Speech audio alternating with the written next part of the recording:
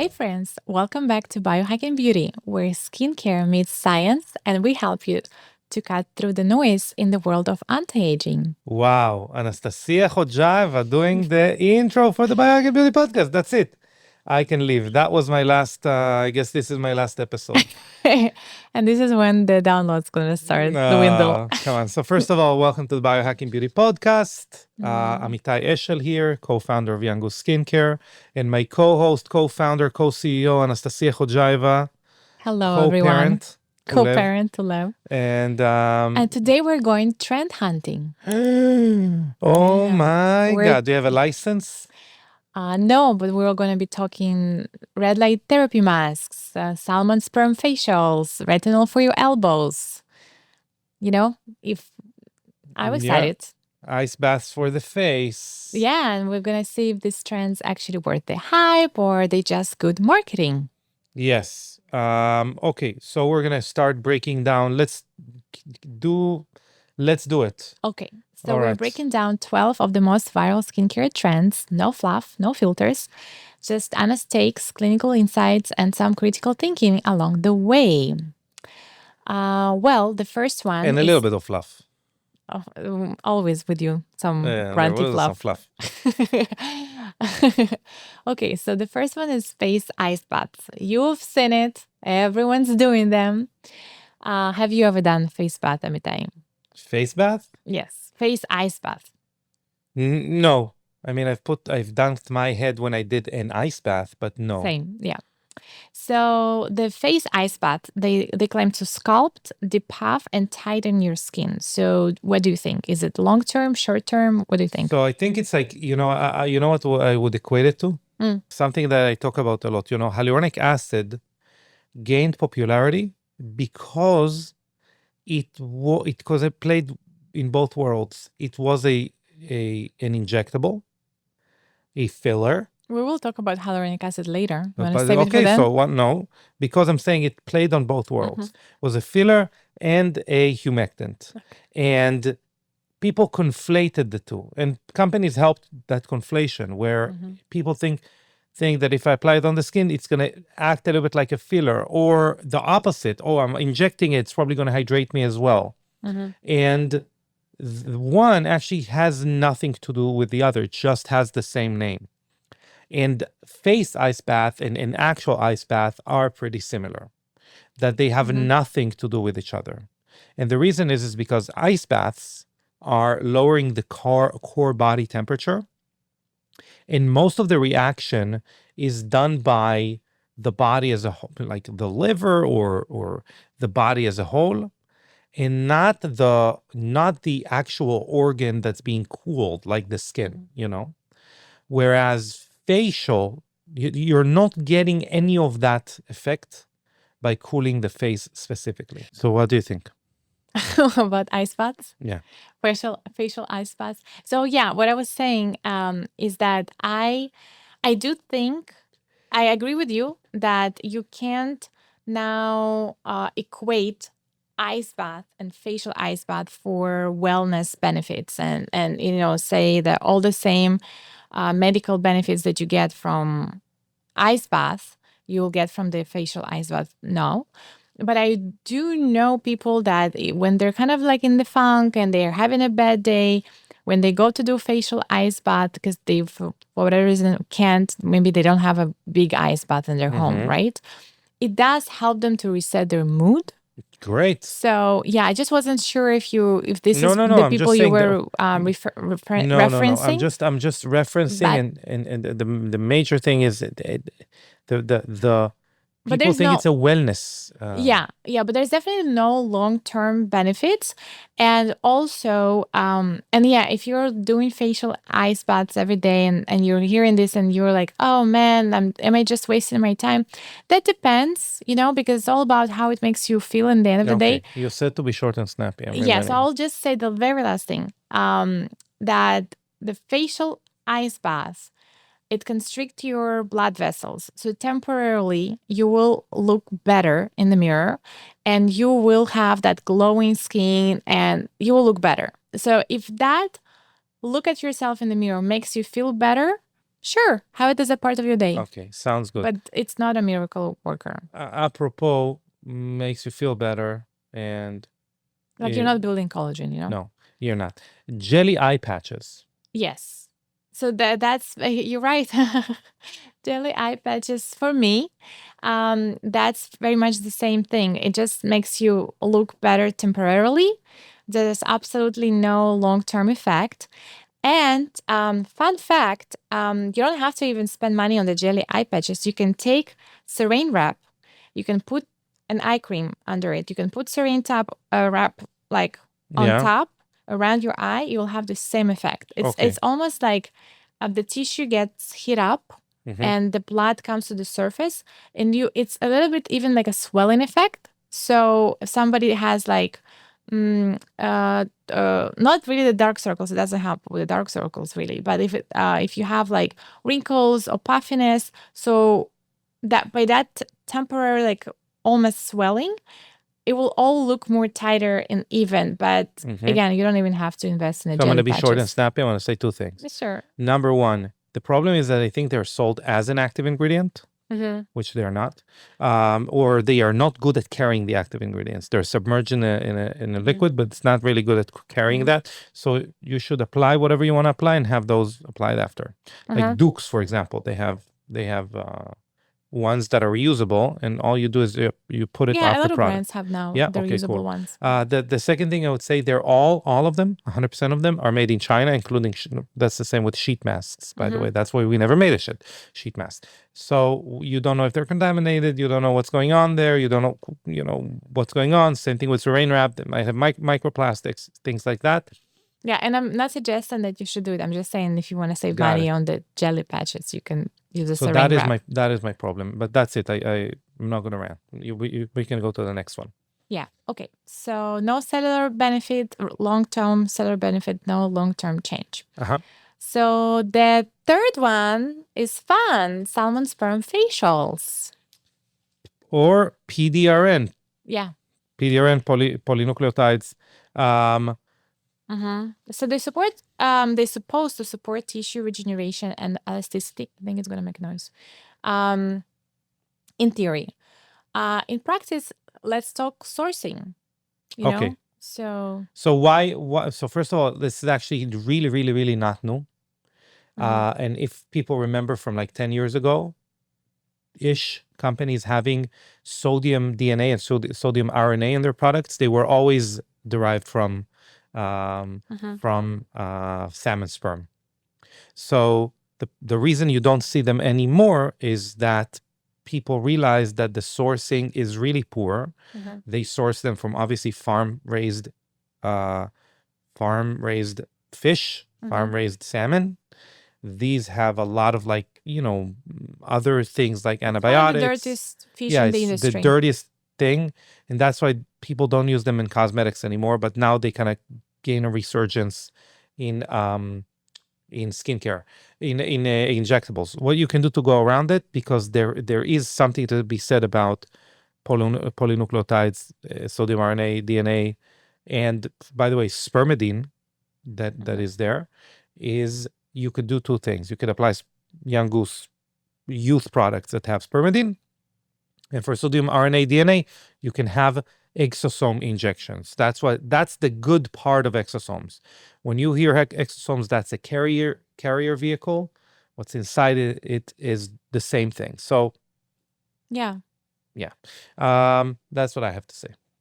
Yeah, no, I agree with you. I think you got to think about microplastics and heavy metals that unfortunately are present in farm fish salmon. And unless you can, have control over sourcing, you're better off with cleaner human-derived options like PRP that actually align with regenerative medicine. Maybe we're going to start a trend of wild-caught salmon sperm. Actually, I guarantee you that it will come up because, there will be more and more people revealing where the salmon. One thing I would say is that I know a couple companies that have started to offer it topically. It's not there yet. We have no idea if it actually works topically or not. So Yeah. We barely know if it actually works by with injections. Okay. The next one. Ooh. The next one is Morpheus 8.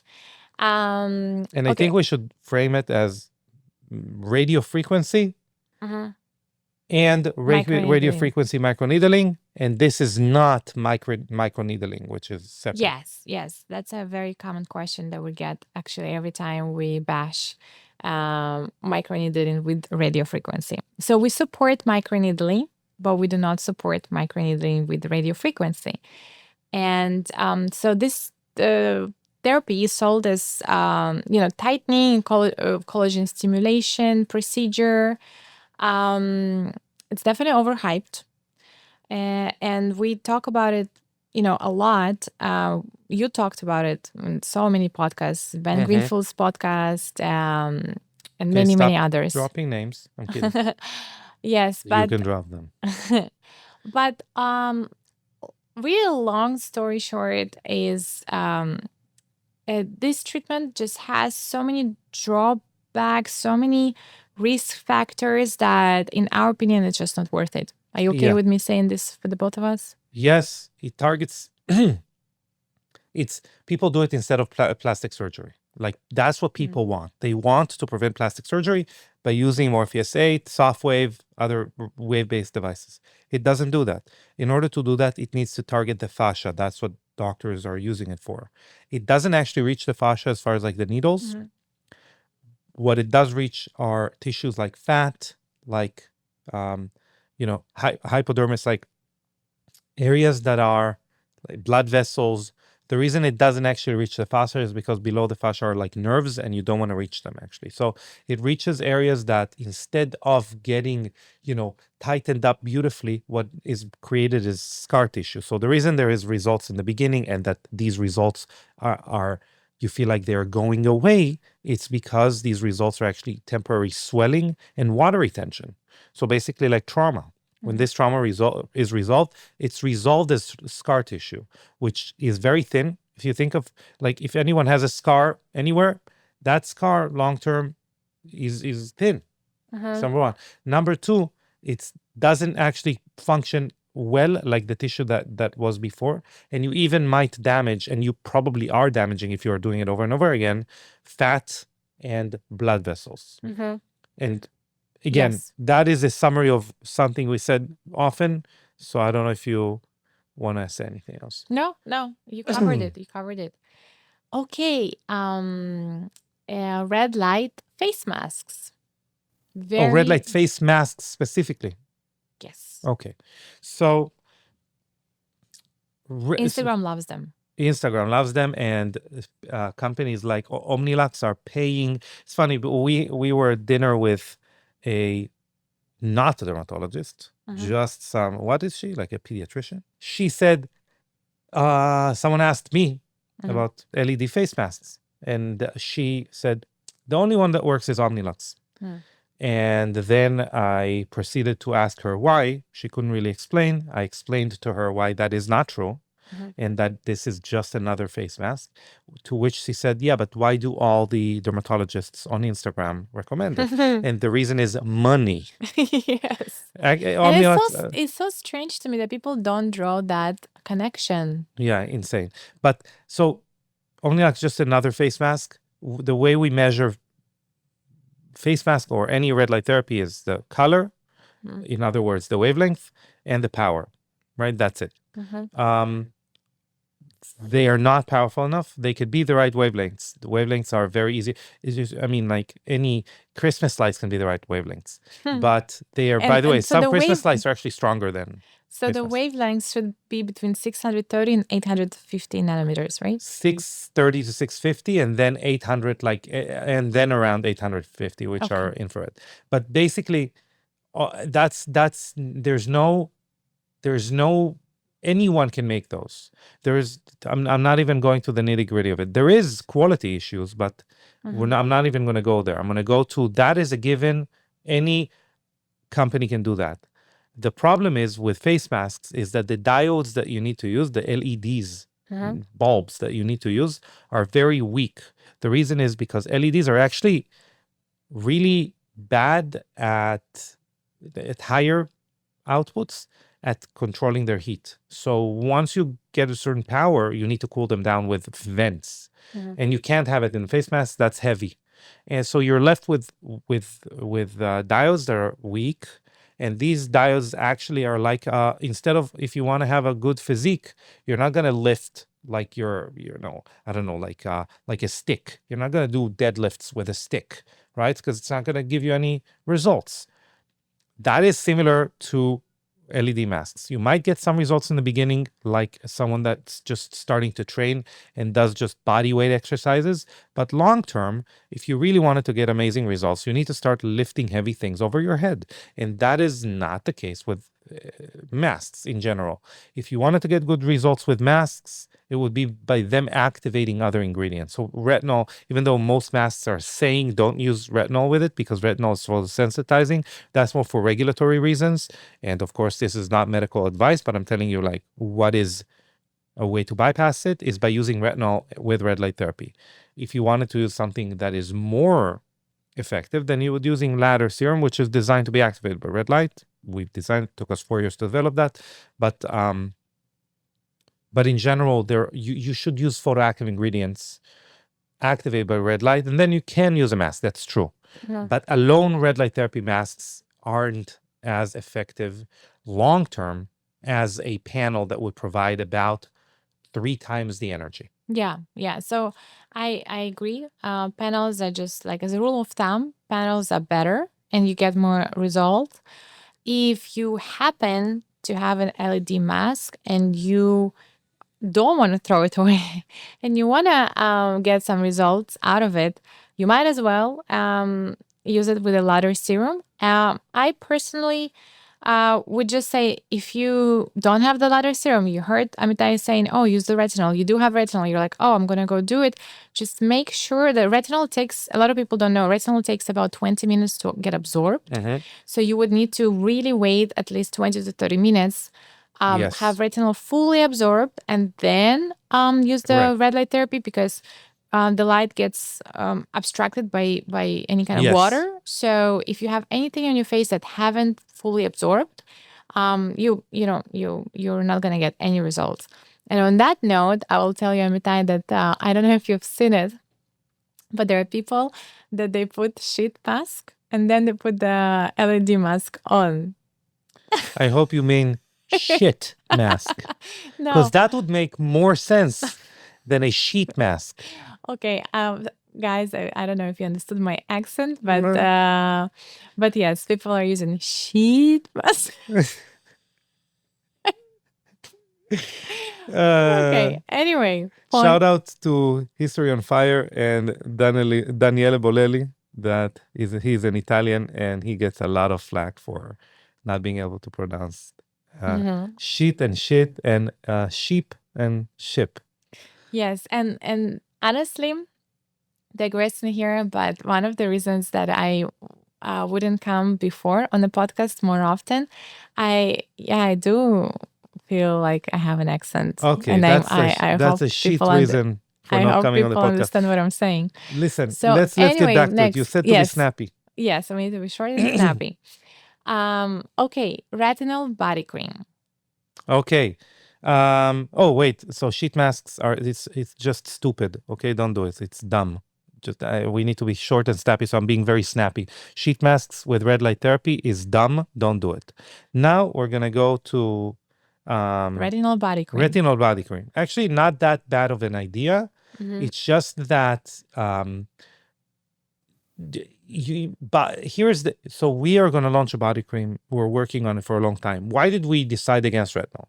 First of all, because body cream is normally used on some areas for multiple times a day or every day or when going outside. So retinol is really not a product or not an ingredient that plays nice within that mode of application. Do I think someone should be using some sort of retinol in their body cream? my recommendation would be once in a while, mix in your retinol that you use on the face into your body cream and apply it overnight. I think you would be doing significantly more harm than good if you applied it after a shower and then went about your day without sunblock in your body, on your body. Yeah, and also like wet skin can Yeah, react with vitamin C and can react with retinols as well. Yeah. So yeah, it's good to put humectants on wet skin to lock in moisture, but not active ingredients like retinol or vitamin C. There are actually So- peptides, I know I cheat on peptides a lot, but there are actually peptides that are more effective in the body than body skin than face skin. So shout out to different peptides for the skin. And I also want to say, can I second you to say that retinol can help with texture, sun damage, even crepiness on knees and elbows. So I agree with you that all of those areas, you can just, if you use now bioretinol, you can go ahead and apply it there. And yeah, thank us later. Make sure you protect from the sun though. And if you are taking our advice and you'll start doing it, just like on your face, start slow, moisturize after, and yeah, always SPF, always. Yeah, let's go next. Niacinamide. And it's everywhere. It's everywhere. Why? It's everywhere. The reason it's everywhere, it's because it's dirt cheap. It's one of the cheapest ingredients you can have. It has a lot of data, although misunderstood data.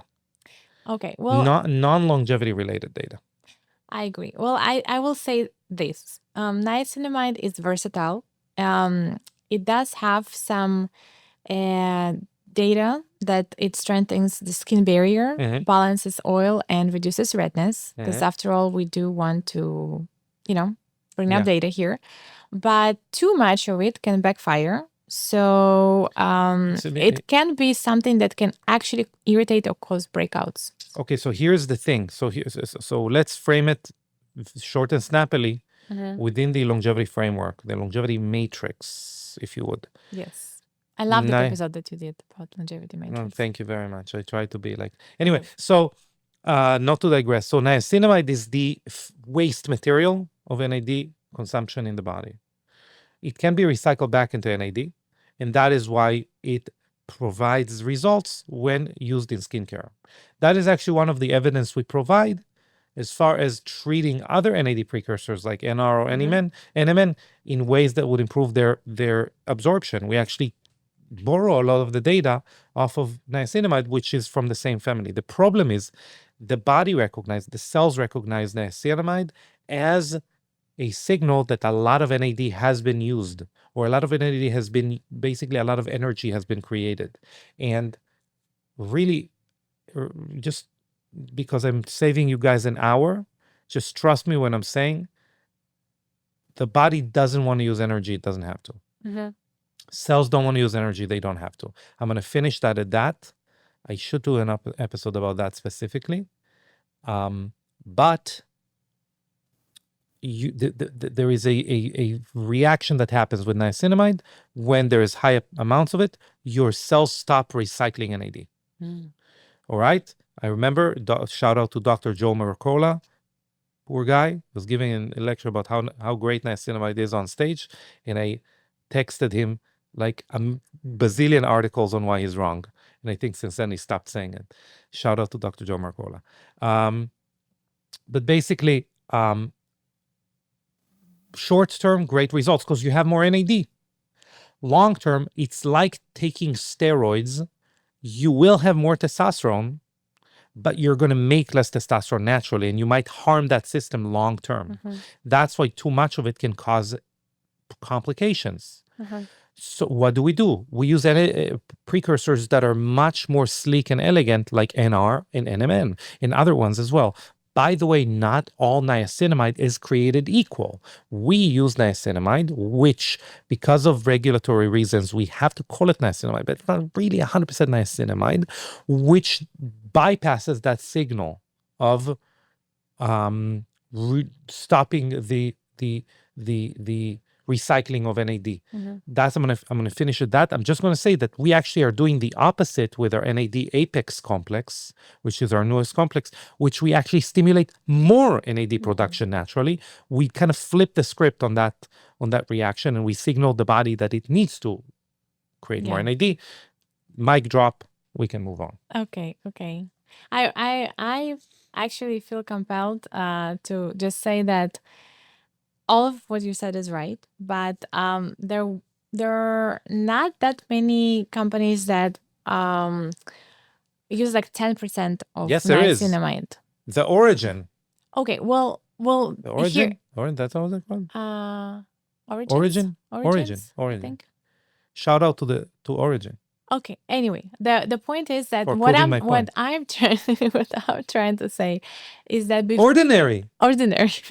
Yeah, Origins is like your ghee company or something. Origin was in the malls. It was like selling like shea butter and stuff. The point is but it's that also also my jujitsu. I am trying to make a point that before you go ahead and think that now your body doesn't produce NAD very well because you use niacinamide in your skincare, check the percentage. If indeed you have the ordinary or something like that has over 10%, yes, refer to what I was saying. But either way, there are other issues that we talked about where niacinamide can cause, irritation, etc. So it's just not the best ingredient. Not very overused and NAD the best ingredient. Okay. Speaking of not the best ingredients, we are moving on to hyaluronic acid. I'm not against hyaluronic acid. No, but is it a must-have or just the trendiest hydration buzzword? No, it's not. And I think I've explained some of it before. I would just say that the what is incorrect. You are never ever, whatever you do, you don't give your skin hydration. You don't.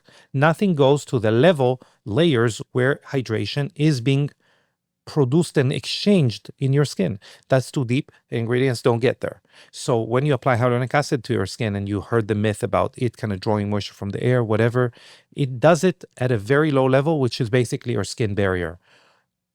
That's the good news. So what it does actually, it helps lock in moisture and prevent something called transepidermal water loss. Yeah, you just have to make sure you apply it on a damp skin and follow up with the moisturizer. Correct. So there are benefits to using hyaluronic acid. It's just not the benefits that it's being touted as. And there are even benefits to your skin microbiome. Not crazy, but there are. Yeah. So they I just think that we should kind of like let people know that hyaluronic acid, if your products contain hyaluronic acid, that can be great because it's a great supportive ingredient. It shouldn't be the hero ingredient though. If you have it's not a hero ingredient. Yeah. It's a supportive ingredient to supportive ingredients. Even. It's like assistant to the active ingredients. Shout out to the office. No, I would say like if you had a sports team, that would be the guy painted at the team colors as a spectator shouting, "Let's go!" Whatever your team is. Okay. Again, bad jokes. No. Lands flat. Great jokes. Glycolic acid. Next up. Glycolic acid. Glycolic acid is very cool as an ingredient. It's super cool. But because it's a super cool ingredient and it basically breaks down the glue between your cells. So it breaks down connections between your cells. It allows other ingredients to absorb very well. But this is a trauma. This is trauma for the skin. So this is not an ingredient that you should be using willy and not also nilly. And by the way, the paradigm of overexfoliation is the paradigm of companies. We normally don't throw companies under the bus. No, this episode you're throwing everybody under the bus. There is a bus and everyone being thrown. But companies like, for example, Obagi, Zoe, all the medical grade skincare companies that were founded around 30 years ago. The paradigm was let's stimulate as much renewal as possible through exfoliation, through sensitization. The paradigm was give us amazing results now. Yes. Give it to us now. And we now have the opportunity to see what happened 30 years later for people who subscribe to this paradigm long term, and it's more fragile skin, more rigid skin, more thinner, bruisable, less So I would just, recoverable. I agree, and I think to like describe glycolic acid, it can give you amazing results. It's dangerous if overused. Yes, it should be a professional treatment. Shouldn't be done more than once every 2 months. Shouldn't be left on forever. You shouldn't use it if your skin is very like sensitive. If you have compromised skin barrier, it's too harsh for that. Amen. All right, do you want to pull out the air quotes? Anti-aging peptides. I was mimicking air quotes with my hands. Okay, got it. Yeah. You recently have been talking a lot about peptides and how they're overhyped. So first of all, let me tell you something. If you have a peptide that you want to absorb to into the cell, I want it to be 4 amino acids long max. So you need to look at the peptide, and you need to Wikipedia it, and you need to see that it says, invent a peptide here, but it has like 3 amino acids: glycine, leucine, whatever. Okay, and that would be the peptide. Like, I want 4 amino acids. More than that, forget about it. Okay, it's just, it could do other things, but it's not going to be. For example, I had a talk with I gave a talk in Israeli Tech Week, and there was an incredible person there that they were developing peptides, and I was like, oh my God, we can collaborate. Do you have peptides for skin? It's like, well, we have peptides that replace glyphosates in agriculture. Maybe that could kill acne. I don't know, but by the way, maybe we're talking, but so peptides are like you could do so many things with them. It's basically just a bunch of proteins, or amino acids, which comprise proteins. Growth factors, by the way, are types of peptides. I think a lot of people don't realize that. Well, what do you think about matrixyl, arginine, copper peptides? Those have some clinical backing. They do. A lot of those clinical backings are not translatable. Not only, so they're not translatable in 2 factors. They're not translatable for actual, if you've gone past the Petri dish, because then you're talking about them surviving a lot of defense mechanisms the skin has, like acid mantle, like lipid layer. So there's a lot of things there that the peptide needs to survive, and it also needs to survive the time in the bottle. So peptides, because of they're very delicate. They're super fragile, super fragile. For example, there is the Wolverine peptide that's very popular right now as an injectable form. It's called BPC 157. Joe Rogan talks about it, etc. BPC You had a really cool conversation with Awais about it on this podcast. I did? You did. Okay. So BPC 157, when you mix it with water to inject it, you should not even shake the bottle. If you shake the bottle, 90% of the material is gone. Okay, so those are the challenges. And even the manufacturers, I'm telling you, we make many products with peptides. The manufacturers don't know how to formulate with them. They tell you, we don't know. One manufacturer would say, put 1%. The other would say, put 10%. The one would say, it doesn't work with this. The other say, even like if you ask your esthetician, one esthetician say, hey, you shouldn't use vitamin C, or you shouldn't use retinol with it. The other one says it actually improves its action. It's all over the map. We found out that there is a complex that if you have neural peptides are a little bit different, they absorb differently, they act differently, they're very natural to the body, but they don't create collagen. They don't do everything that Matrixyl 3000 said it does, or other peptides that are kind of supposed to be collagen supporting peptides. So I want a short amino acid. We use Tigo Pep Up 4. The number 4 should tell you what it is. GHKCU, which has GHK and copper attached to it. That's 3 amino acids long. These are peptides we use, and neuropeptides. And we found that this combination of neuropeptides and very short chain amino acid peptides does create crazy results. Yeah. On a genetic level, by the way, on the expression of genes. So on reducing the biological age of the skin, not only appearance, also appearance. We found out that any peptide that's bigger than that, any peptide that tries to do other things than that, unless it's a peptide that works on skin barrier, like algae-derived peptides, useless. Yeah, and I think it's I think you softly touched on it, but it has to be in meaningful concentrations. Yeah. And you have to look for specific names in the INCI. Inky. Yeah, like to inky, to make sure that you're using like the proper ingredients, like properly sourced ingredients. Yeah. Okay. PRPO, also known as vampire facials. Vampire facial, by the way, is, I don't know if people know, it's just a trademarked term. So you don't need to look for vampire facial.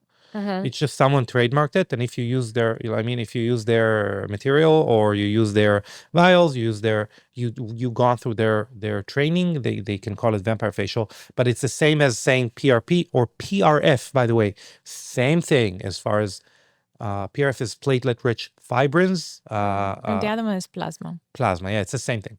It's either you take out the fibrils or not. Okay, So it's your own blood spun down and re-injected to deliver growth factors and promote healing. So it's powerful, especially when combined with microneedling. But do you think it's all that? Like, where we stand with the PRP? I think it's all that. But I do think that it is like red light therapy or like exosomes or like NAD or like, whatever. It is supportive to stimulation of repair. So the stimulation of repair, for example, microneedling should be there. I think for facial rejuvenation, it has a lot more gradual results with consistent treatments. It just can be like one treatment. It's not overnight miracle. You have to sign up. It's a costly treatment too. So you have to sign up and be ready to spend the money and do it consistently. I've personally heard about less effects with hair loss restoration. So I know there's a lot of PRP treatments for hair loss restoration. I think guilty. Someone did it. I did it. You did? Yeah, it was part of what I did with Dr. Bauman. Shout out to Dr. Bauman. But you did it like one time. Yeah, that you do it once a year. Yeah. Shout out to Dr. Bauman. Yeah, but this is super concentrated with exosomes, with this, with stem cells, with that. Yeah. So well, I just know that I just know a lot of people that did it for hair loss restoration. They didn't get great results. You got great results, but I think it's the complex that you're doing. Yes. That's correct. Okay. Misunderstood, I think it's what we said. No downtime, very little downtime. Cost, do you know the cost for that? I know that a lot of the time PRP can be like anywhere between 300, but the average is like around 600. And I was told that I haven't done PRP personally, but I know that you gotta look for a person using the right, kind of tubes and the machine, because if you just get things that are off-brand to save money, it might not be as effective. I don't know. I think that might be marketing. I don't know, really. I don't know. But But maybe we should get someone on that does know. Yeah. All right. You can get Dr. Rich Mirren, the guy that is the Dr. Rich. An anecdote about Dr. Rich Mirren. Rich Mirren. Anyway, Dr. Mirren, a dentist, is the kind of the guy behind PRF. And the funny thing was he freaked out when we came out with Care because his chain of clinics is called Care. Oh. But he's a great guy. Okay. But he was like, did I not trademark it? No, you didn't, sir. Anyway, so next. There is no next. This is it. OMGs. Yeah. What about the CO2 facials? I know we were going to talk about them. Let's do CO2 facials. That's going to be the last one, I promise. Okay. So that's trending. They're everywhere right They now. are everywhere. And it's like one of the number one asked comments, especially whenever we talk about Morpheus 8. Really? Yeah, people always ask, what about CO2 facials? And Well, I'm kind of tired answering it. okay. First of all, But I'm still answering it, guys. I'm not stuck up with something. I'm tired, but I do it. For the third time in this podcast, I think people are conflating two things. CO2 lasers are lasers that are... Well, that's what they're asking about. Okay, but that's not CO2 facial. So I know, but CO2 I wanted to lasers talk about both. are a type of laser that the gas that is used is CO2. There are other one, erbium, for example, Nd:YAG lasers are another one, basically. But CO2 facials are a mask that combines two things to create CO2 that is infused into the skin. Shout out to Dr. Marcola, the second time in the video, that does CO2 insufflations up the behind. That's enemas. Anyway, so let's talk about CO2 lasers. Not necessarily the worst thing in the world, but you need to treat yourself like an athlete. You are recovering from serious trauma. You need to be like a hermit, should not see sun, but treat yourself like, what's the name of this football player that had Giselle Bündchen for a while there? Tom Brady. You're the Tom Brady of recovery, right? Eat the best, like treat your body like a temple, skincare, spermidine, NAD in your skincare, supplements, whatever, NAD IVs, you got to be on top of it, or else you're creating more aging than good. And you need to do a lot of it beforehand. CO2 facials are really cool. The model's really cool. The idea is, in order to use oxygen, you need CO2. That's what happens, by the way, when you exercise. You have more CO2, so you use more oxygen. That is indeed correct, but it is a pretty crude way of doing that. Another way to do it is to do what we do with yeast derivatives, growth factors from yeast, that we have in hyperbaric masks. So hyperbaric mask doesn't actually give oxygen to the skin. It also improves oxygen utilization. So these two, they actually do the same. You could do it in you need, I think it's pretty crude in the CO2 mask that people do professionally. You could do it much more often and in a much easier fashion if you use the hyperbaric mask. So you could do either or. Yeah, but go for it. If that's something that is done part of your facial, go for it. Yeah, I just think that there should be a distinction between whether it's a spa treatment or a medical procedure. Like, if this is a spa treatment. Yeah. The laser is a medical procedure. No, I know. I'm saying that and for beginners, just start with facials, not lasers. And they have nothing to do with each other. Yeah. Yes, true. yes, I agree. But people are conflating. And confusing. And even some of them are conflated at the beginning. So we have to make the distinction. And also, I hope that settles it. But I personally wouldn't do the CO2 laser, just because I we live in Miami, and I can't imagine like not accidentally exposing my skin to the sun. Even Definitely don't expose your sun to CO2 lasers. Okay. Oh my God. That's all we have for today. You said that I should be snappy, so I'm snappy. I said it off air because we need to go back to our sun, but you keep saying it on air. All right. People should know. Anyway. Okay, 12 trends, 12 breakdowns. Guys, let us know what surprised you the most. What do you think is I want to know from the audience in a review on Apple Podcasts or on Instagram, but really a review on Apple Podcasts where you give us 5 stars. What's one thing that we talked about that you think is overhyped, or just something we didn't talk about? What do you think is overhyped? What do you think that we are wrong about? What do you think is underrated? Maybe we didn't do that. Maybe people have an idea of what's underrated. And I think just our biggest tip is understand trends, don't just follow them, and question the source, check the science. I have a tip, the Tom Brady tip. Okay, I'm glad you remembered his name. Yeah. You are So any treatment, medical treatment, is stimulation for repair. You are the one repairing. When you sleep, when you eat, when you walk around, your body responds to the treatment. So the more youthfully function, younger biologically, whatever you want to call that, you are, the better results you will have, and vice versa. So don't get into McDonald's if you're interested in recovering. Yeah, for sure. You can get in, but you can't eat anything there. Anyway, No, that's great. Well, if you love this episode, drop us a review. Like Amitai is, has been hinting, but I'm just going straight for it. yeah, we need reviews more than an Uber driver. 5 stars. 5 stars. You give us 5 stars, we give you 5 stars.